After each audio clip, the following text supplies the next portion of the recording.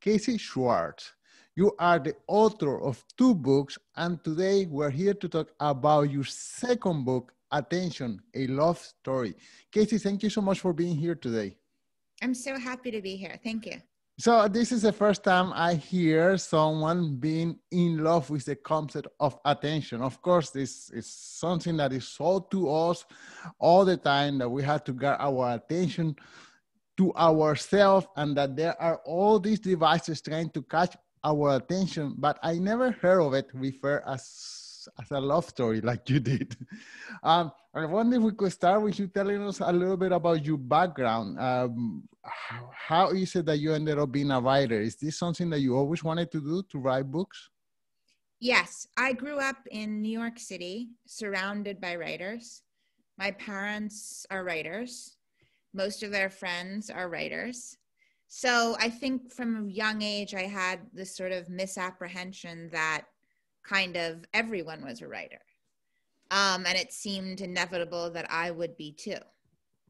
And that's kind of, then of course I grew up and I realized, oh, it's actually really hard to become a writer. And I think that fear was part of what led me to Adderall, which is, of course, the story that kind of begins my new book, of, how can I sort of force my brain and my mind into a certain mold? Right. Is this expectation to be a writer something that came from within you, or something due to the circumstances that everyone around you was a writer? I mean, I think it's hard to know, really. It's hard to answer that question. I mean, I don't, I'm not going to pretend to really know the answer to that. Okay. Then what kind of writer you wanted to be? Like a novelist, like a nonfiction, or science? Yeah, I always thought I'd be a novelist. I think in part because my mother is a journalist, so it felt like that was kind of taken. So I would avoid like the high school newspaper. I remember that I barely ever wrote for that. And same thing when I got to college, and instead I was, no, my mother's a journalist. Journalist, exactly, yes. So I always felt like I couldn't be a journalist because she was a journalist. And so I thought, oh, well, that's okay. I'll just write fiction. And of course I never have. I've only done nonfiction.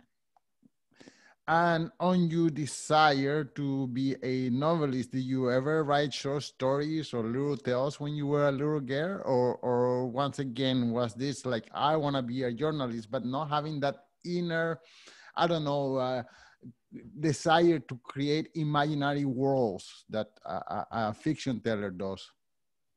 No, I did. I wrote a lot of fiction growing up and in college. I spent most of my time in college writing fiction. My college had a wonderful creative writing program with brilliant teachers, and that was so lucky. And so that's what I probably spent the most time of all doing. And then I got into my 20s and it just didn't feel, I don't know, realistic. I see. Okay, so then you went to Brown University, and is there a program there to become a writer?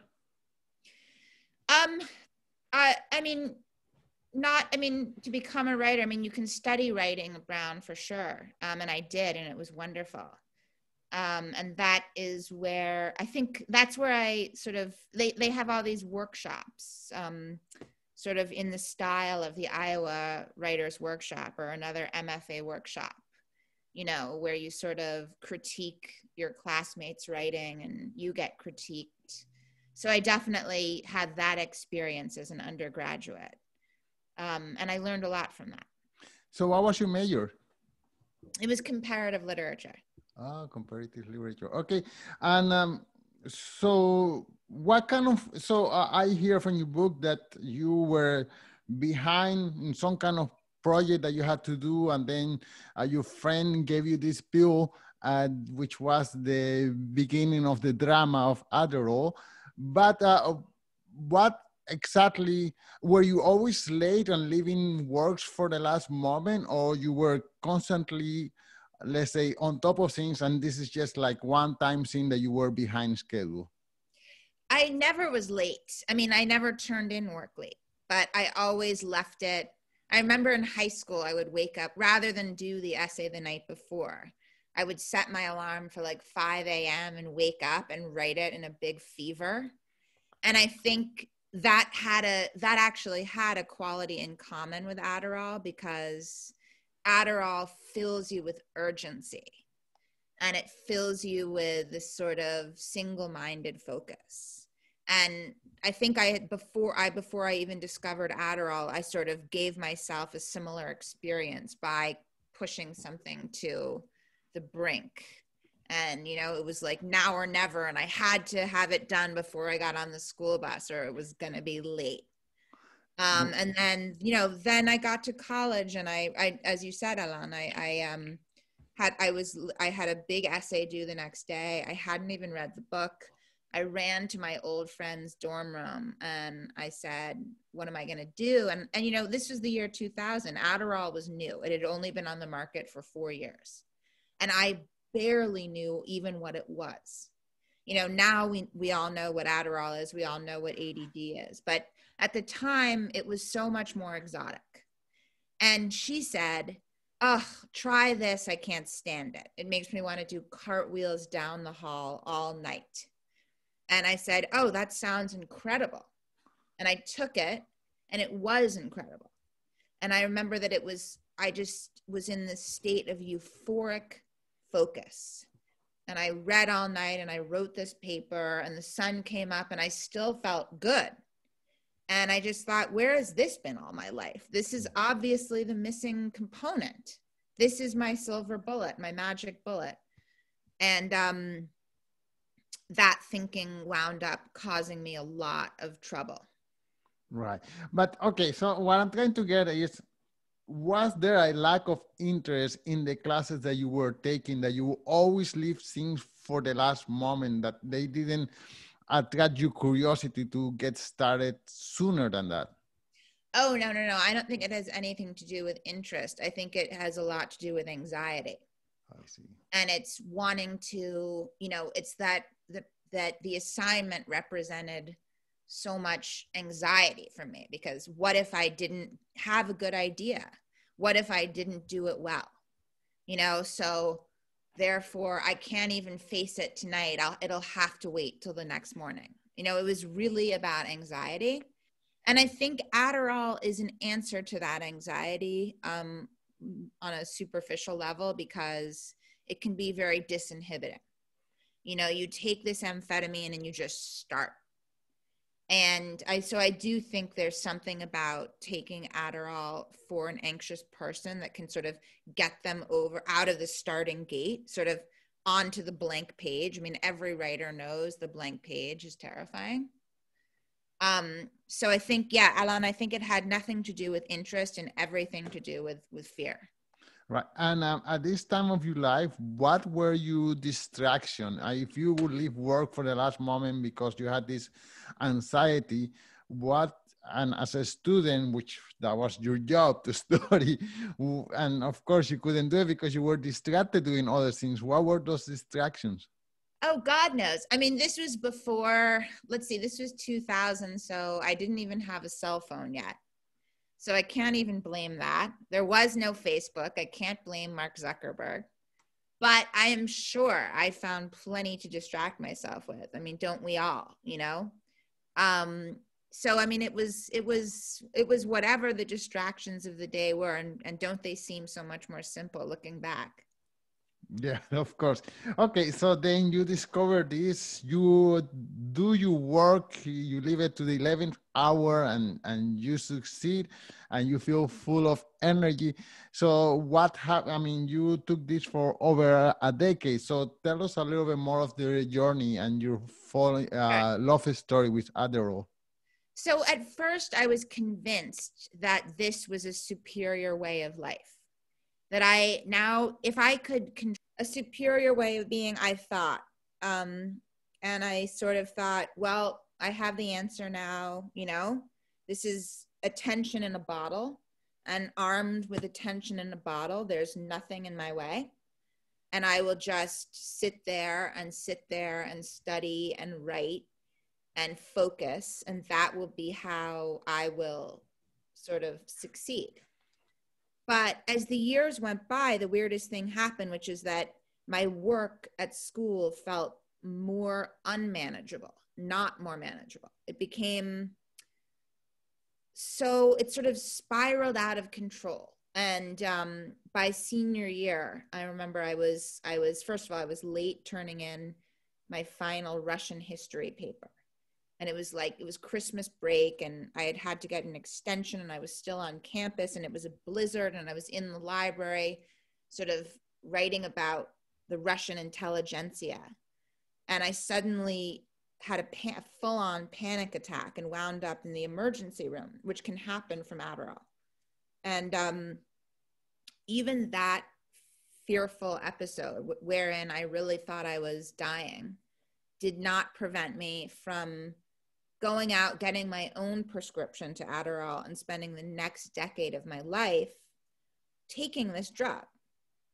Going off to graduate school, thinking I was going to try to become a therapist, studying Freud, then studying neuroscience, studying the brain. I knew so much about how addiction actually worked in the brain. And throughout it all, the irony was that I was messing with my own brain chemistry with this drug. So I knew as the years went by that this was really a Faustian bargain, whereby I had sort of eroded my authentic real self, whatever that means, but yet we all do sort of know what that means. And that I was getting farther and farther away from kind of that person, that real person. And that made me so sad. There was this persistent sadness that went along with that realization. And I remember I was writing my first book, which was about Freud and neuroscience, and it was a big mess, and I was taking a ton of Adderall. I was in my late 20s, and I just wasn't thinking clearly, you know? I was so distorting my inner life with amphetamines that I just didn't know how I felt about anything, including the book I was working on. And the publisher canceled it. This was sort of my rock bottom moment. And, you know, I had spent years on it. I had flown all over the world doing reporting for it. And I felt like I knew in my heart of hearts that the Adderall had sort of sabotaged the book. And that was lucky because it was the prompt for me to stop taking it. And I then got doubly lucky because I got to work with a totally different publisher and editor, and working with him has been one of the great privileges of my life. So that rock bottom moment actually sort of, as rock bottom moments so often do, catalyzed the luckiest chapter. But I had to get off the Adderall first. Okay, so this is the most difficult part of a person who is dependent on some kind of drugs. How to quit. How do you do that? For me, I don't even think, by the time I had just decided in every cell of my body, this has to stop. I don't even think it was chemically that hard to stop the Adderall. It was getting to the point where I had total clarity. This drug is doing more harm than good. That took years. And I had the help of a brilliant psychiatrist. I think I never went to rehab or anything like that, but talking to her kind of put the final puzzle piece into place for the voice in my head to prevail finally and say, look, we've tried Adderall. We know what it's all about. Let's try something new now. Let's give it a shot. And something new was, of course, not being on Adderall. So that was 2013, and now it's 8 years later, and I can honestly say that getting off of Adderall was the most important thing I ever did.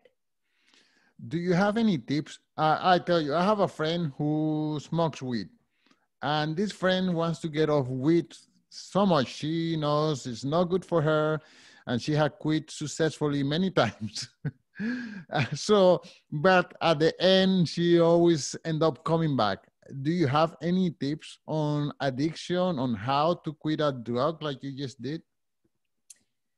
Um, I don't. And I mean, I'm not a clinician, you Right. know, and it's so funny, Alan, because I just glanced at my phone and I saw that someone just literally sent me a DM on Instagram asking about how to get off Adderall.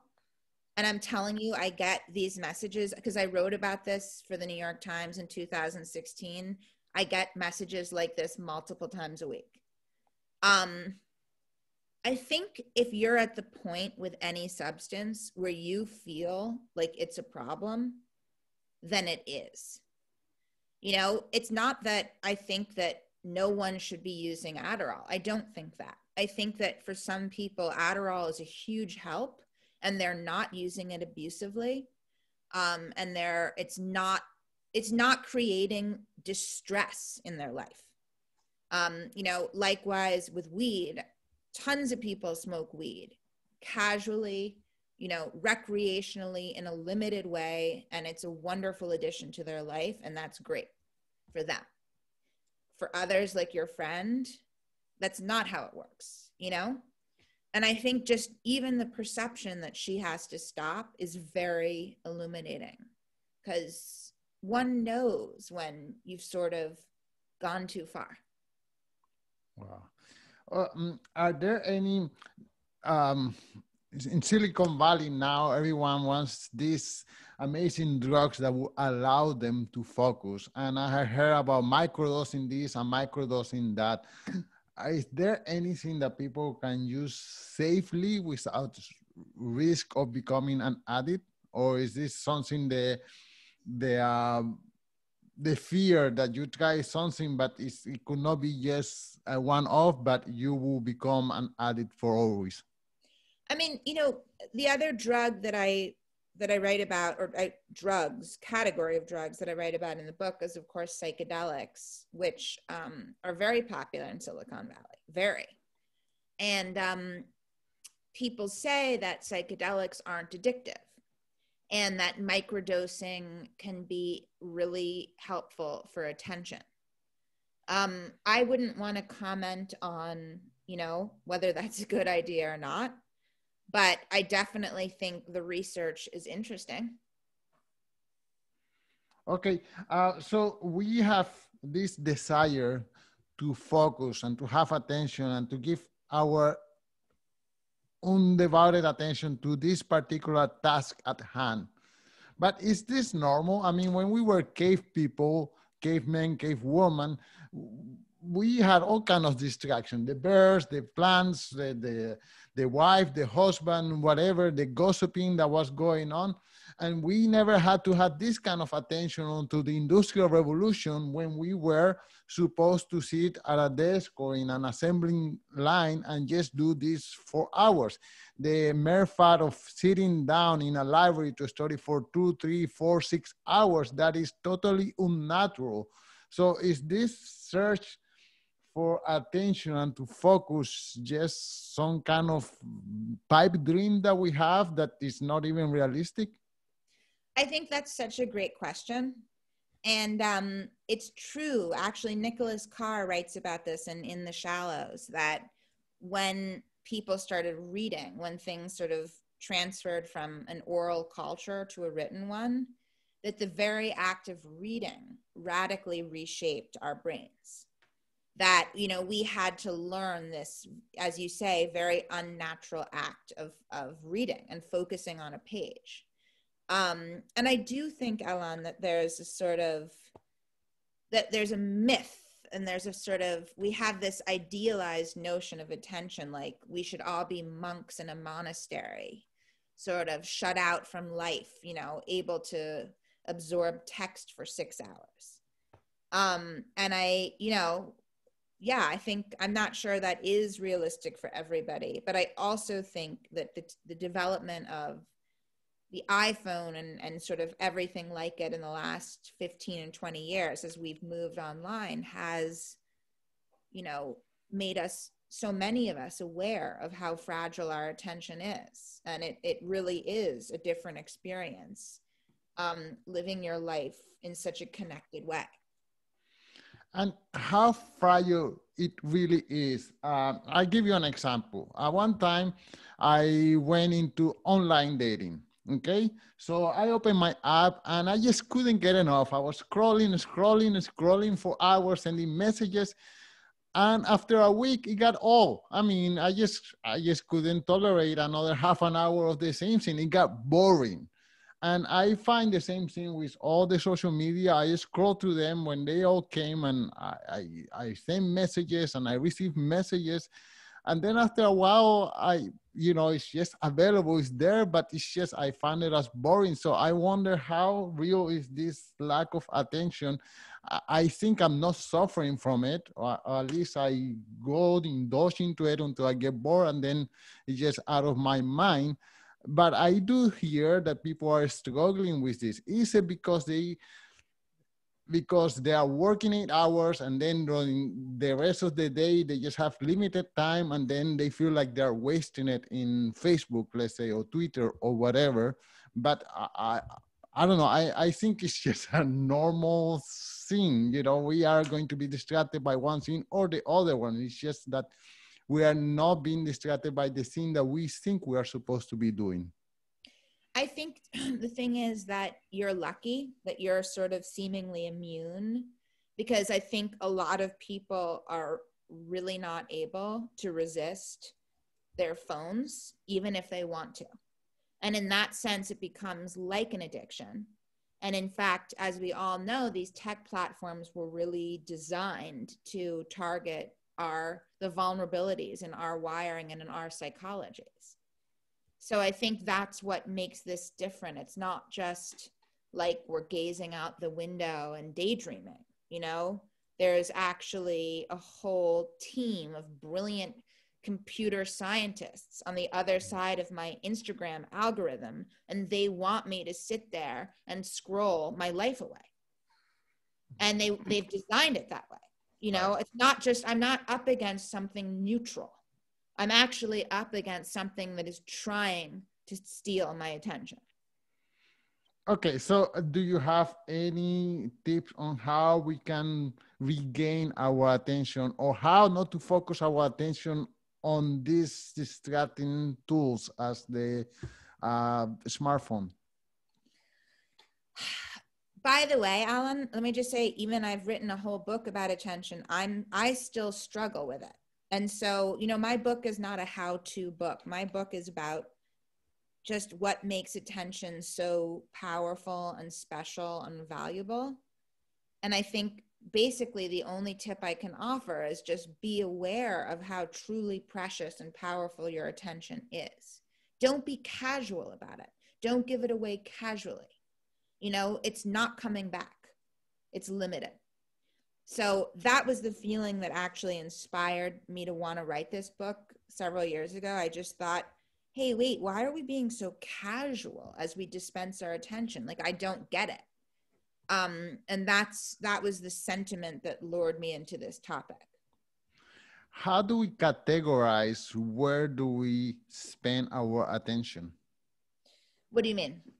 Well, I mean, if we are not if we are not on the phone, we are probably in Netflix. If we are not in the Netflix, we are probably knitting or I don't know, reading. So how do we decide, okay, I'm going to give the next hour of attention to this task? Yeah, I mean, I think the reason why I think those experiences that you just listed are not interchangeable is that I think a lot of people would say when they're just endlessly scrolling whatever they're scrolling is that actually this doesn't feel enriching. This actually feels depleting. But I think people who love to knit, they do not feel depleted when they feel like in bliss. They're in flow and they're enriched. I don't know about you, but I am not enriched by my endless Instagram scroll. So I think it's really about listening to that voice inside your head saying, this is actually not great for my soul. Right. Okay. Wow. It's funny. I deleted my Instagram feed from my phone. I tried it for about a month, and I said, "Nah, I don't like this," and I just deleted it, and I've been oblivious to it ever since. So, okay, but then that's the difference. One thing you feel enriched, and the other thing you feel empty. I guess, right? I think so. I mean, I wouldn't want to speak for everybody, but I do think a lot of people can identify with that. Wow. Okay. This is amazing information. Well, is there anything else that I didn't ask you in regards to attention and the love story? I mean, we could go on, but we have limited time, so I'll say no. Okay. Well, Casey, thank you so much. This is an amazing topic, and we should pay more attention to it. Thank you for your time. Thank you, Alan.